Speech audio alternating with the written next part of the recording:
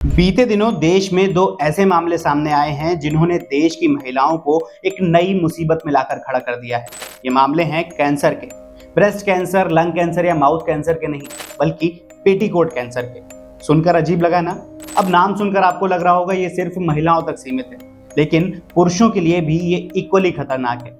और ये कितना खतरनाक है, कैसे फैलता है, कैसे इससे बच सकते हैं, ये सब जानना चाहते हैं तो वीडियो को एंड तक जरूर देखिएगा और ज़्यादा से ज़्यादा लोगों तक शेयर भी कीजिएगा। चैनल पर नए हैं तो सब्सक्राइब करके बेल आइकन दबाना मत भूलिएगा। भारत में साड़ी का महिलाओं के लिए क्या महत्व है ये तो हमें पता ही है, क्योंकि तीज त्योहार हो या शादी फंक्शन, ट्रेडिशनल के नाम पर सबसे पहले साड़ी पर ही सबका ध्यान जाता है। लेकिन ये साड़ी इतनी खतरनाक हो सकती है ये तो किसी ने सोचा भी नहीं होगा। पिछले दिनों दो मामले सामने आए, एक 60 साल की महिला का और दूसरा 70 साल की महिला का।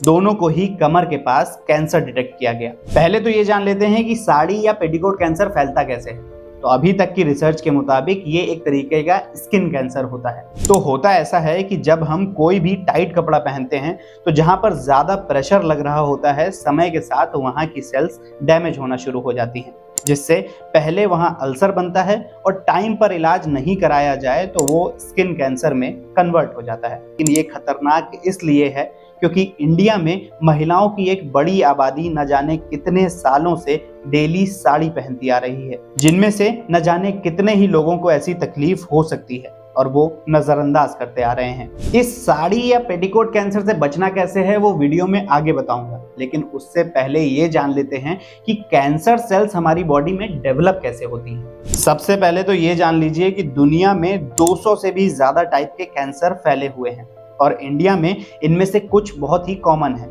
जैसे breast cancer, mouth cancer, lung cancer और थ्रोट कैंसर। और अब एक नया कैंसर डिटेक्ट हो गया है, पेटीकोट कैंसर। तो जैसा कि हम सबको पता है कि हमारा शरीर जो है सेल्स से मिलकर बना है और ये सेल्स जिससे डेवलप होती हैं उन्हें कहते हैं स्टेम सेल्स, जो कि 400 अलग अलग टाइप की होती हैं। इन सेल्स की रक्षा करने के लिए कुछ जीन्स होते हैं जो इनको डैमेज होने से बचाते हैं और डैमेज सेल्स को खत्म करते हैं, जिससे हमारा शरीर बढ़िया से ग्रो करता रहता है।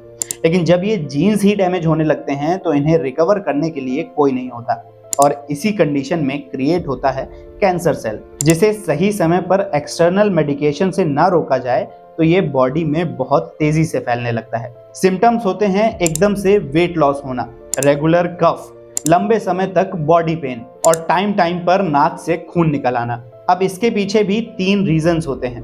पहला है इनहेरिट म्यूटेशन, यानी जन्म से ही आपके माता पिता से आप में ट्रांसफर हुआ कैंसर सेल। दूसरा है एजिंग, यानी बढ़ती उम्र के साथ आपके डैमेज कंट्रोल जीन्स कमजोर होने लगते हैं और कैंसर सेल्स जनरेट हो जाती हैं। इन दोनों ही सिचुएशंस को कंट्रोल कर पाना हमारे हाथ में नहीं है, तो कीमोथेरेपी ही एकमात्र ऑप्शन बचता है। लेकिन जो तीसरा रीजन है उसे हम कंट्रोल कर सकते हैं, वो है लाइफस्टाइल। अगर आपने अपनी लाइफस्टाइल सुधार ली तो आपके कैंसर होने के चांसेस ऐसे ही कम हो जाएंगे। अल्कोहल और स्मोकिंग से तो 2 हाथ की दूरी बनाकर रखना बहुत जरूरी है, क्योंकि एक स्टडी के मुताबिक अल्कोहल के सेवन से 7 टाइप के कैंसर और स्मोकिंग से 16 टाइप के कैंसर होने का खतरा रहता है। तो करना बस इतना सा है कि हेल्दी डाइट लेनी है, रेगुलर एक्सरसाइज करनी है, अल्कोहल, स्मोकिंग वगैरह से दूर रहना है और रेगुलर चेकअप्स कराते रहने हैं, पता नहीं कब क्या हो जाए। और रही बात पेटीकोट कैंसर की, तो इन सभी आदतों के साथ एक और आदत ऐड कर लीजिए,